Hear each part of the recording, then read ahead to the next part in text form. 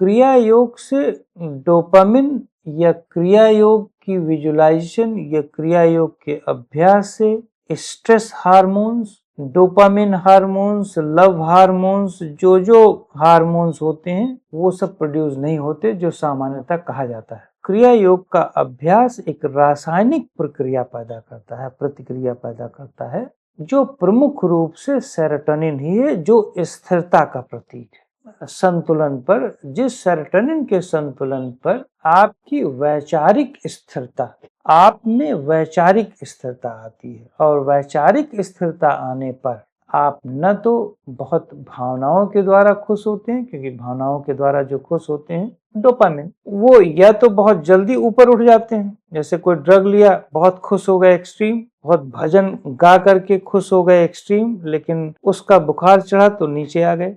लेकिन यहाँ पर ऐसा कुछ नहीं होता, यहाँ पर एक स्थिरता मेंटेन रहती है। मैं ये नहीं कहना चाह रहा हूँ कि कौन योग की प्रक्रिया या योग का माध्यम छोटा है या कौन बड़ा है। यहाँ पर मैं ये कहना चाह रहा हूँ कि क्रिया योग डोपामिन पर बहुत ज्यादा फोकस नहीं करता, क्योंकि क्रिया योग करते समय कोई भाव नहीं होता कि किसी से मिलना है। क्रिया योग करते समय क्रिया पर ध्यान होता है। जैसे कर्म करते समय आदमी फल की इच्छा नहीं रखना बताता है, कर्म करते समय कर्म के कला पर ध्यान देना होता है।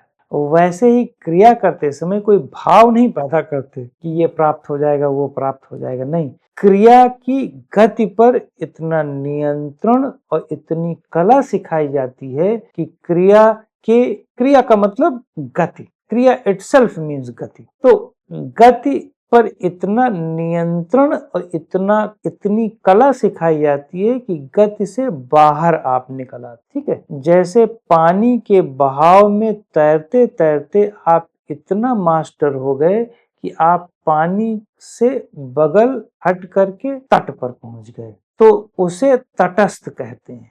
सेम यहाँ पर आप गति में बहते बहते, गति को सीखते सीखते, मतलब क्रिया के माध्यम से क्रिया को सीखते सीखते, क्रिया के बाहर आप एक अवस्था जो स्थिति प्रज्ञ है उसमें स्थित हो जाते, इसको लय। तो बेसिकली क्रिया योग कुछ ऐसे हार्मोन्स पैदा करने में सक्षम है, सेरोटोनिन और हाइपोथैलेमस जो ग्लैंड है उसको बेटर करना, मेलाटोनिन को बेटर करना, जिससे स्थिरता ज्यादा हो, जिससे चित्त शांत हो, जिससे वृत्तियों का निरोध हो। चित्त शांत होगा तो वृत्तियों का निरोध आसानी से कर लेगा, तो ये सब चीजें होती है।